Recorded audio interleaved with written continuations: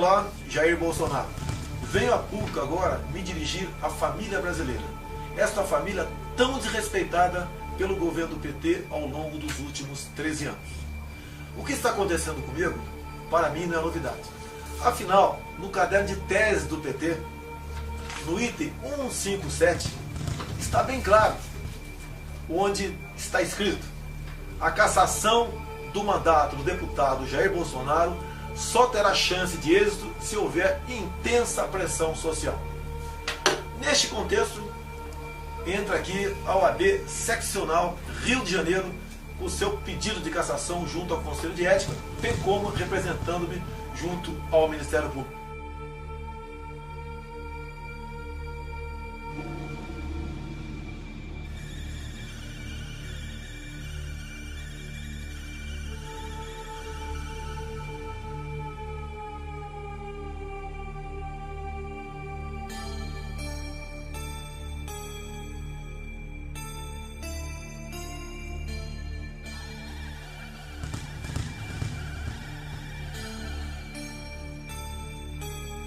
O seu presidente diz que seu pai foi um desaparecido político.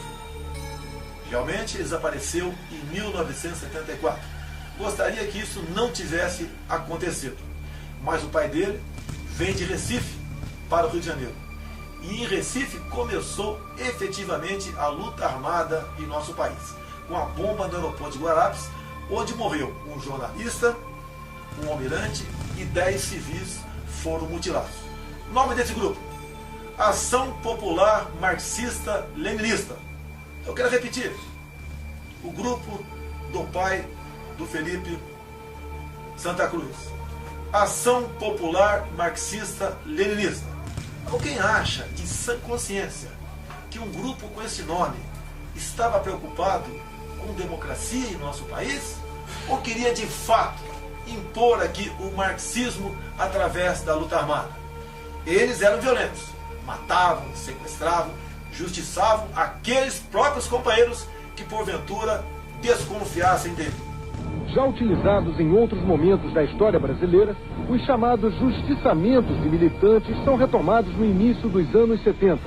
É quando entra em declínio a guerrilha urbana contra o governo militar, implantado em 64. O assassinato do ex-militante comunista Salatiel Teixeira Rolim, no Chinês, foi provavelmente a última ação de justiçamento promovida por grupos guerrilheiros que atuaram no Brasil nas décadas de 60 e 70.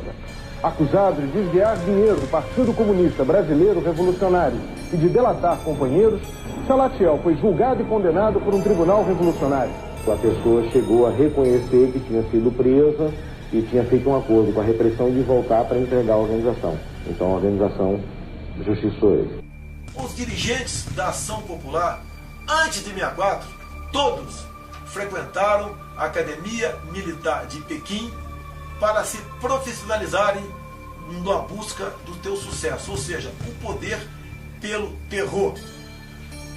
Agora, quem é que combateu esse tipo de gente?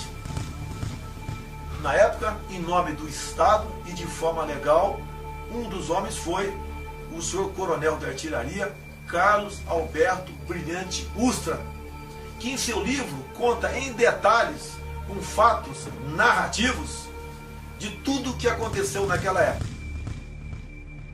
Além de desertor, Lamarca não cumpriu o juramento solenemente proferido pelos oficiais do Exército Brasileiro no momento em que recebem a tão sonhada espada.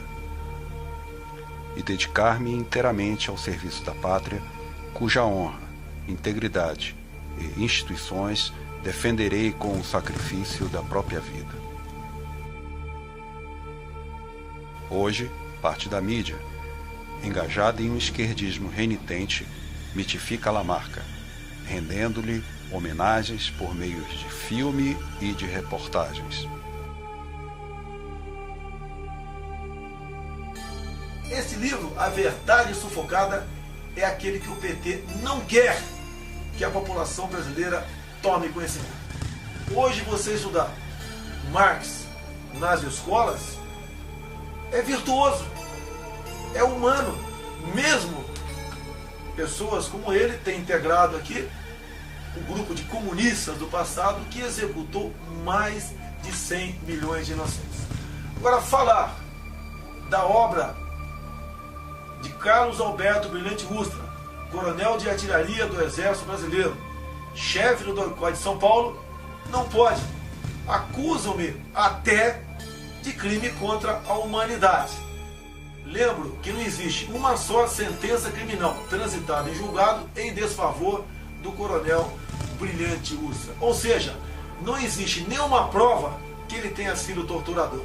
Caso fosse, jamais eu estaria falando sobre a vida pregressa dele. Por ocasião do relatório final da Comissão Nacional da Verdade, cujo presidente à época era o senhor Pedro Dall'Are. O Lenin falava: a verdade é sempre revolucionária. Obviamente, meus senhores, essa verdade revolucionária nós não podemos entender como sendo algo que pode ser aproveitado em prol da humanidade, da democracia e da nossa liberdade. O que está em jogo aqui não é o meu futuro político. Se eu tivesse ficado quieto, não tivesse citado o nome Brilhante Ustra por ocasião da votação do impeachment, eu poderia até estar muito bem politicamente falando, já que atingi aí os 10% da intenção de votos. Não me interessa agora se eu passo para 5, 3, 15 ou 20. O que interessa para mim é o futuro do meu país. Não podemos sonhar com 2018 se não passarmos por 2016. E toda essa carga ideológica pregada nas universidades, largamente difundida ao longo de décadas perante o seio da população brasileira, não for desmistificada. Então é importante que a gente se apresente, diga nome da organização que faz parte, do DA, do CA, da universidade. O tempo é nosso aqui. Isso, já foi. Lorena, Federação Anarquista Gaúcha, Bloco de Luta. Sou Gabriel Antunes, sou estudante da Escola de Teatro e Dança da UFPA, sou do Pará, não sou de Porto Alegre, sou do Vamos à Luta, da CST e do PSOL. Sou Roberto, sou do Grupo Desobediência GLBT de Porto Alegre e da Comissão Especial da Diversidade Sexual da OAB. Sou a Luane, sou do coletivo Vamos à Luta, CST PSOL. Meu nome é Martina, sou professora, faço parte do 38º Núcleo do CEPERS e também do PSTU. Juliana, do Centro Estudantil de Relações Internacionais da URGS, do Movimento Mudança e da Juventude do PT. Sou a Clara Nanda, estudante de Ciências Sociais da Unicinos e da Juventude do PT. Sou Alemão, professor da Rede Estadual e do Coletivo Resistência Socialista. Sou Daniel, sou professor de Estado e Sociologia do Julinho e sou da Juventude do Partido dos Trabalhadores, PT. Ou alguém acha que a esquerda, no caso o PT, deixará o governo sem fazer valer as ameaças que grupos sociais têm feito dentro do Palácio do Planalto, como pegar em armas, tocar fogo no Brasil, não resistir, ir à luta? Eu peço a Deus para estar errado. Ir para as ruas entrincheirados com arma na mão se tentarem derrubar a presidenta Dilma Rousseff. A forma de enfrentar a bancada da bala contra o golpe é ocupar as propriedades deles ainda lá nas bases, lá no campo. E é a CONTAG, é os movimentos sociais do campo que vão fazer isso.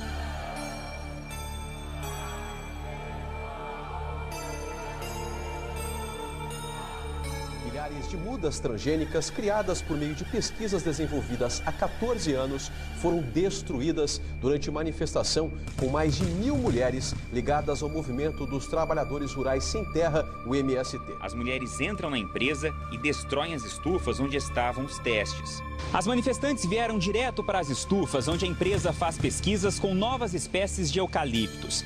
As mulheres destruíram milhares de mudas que estão sendo desenvolvidas desde 2001.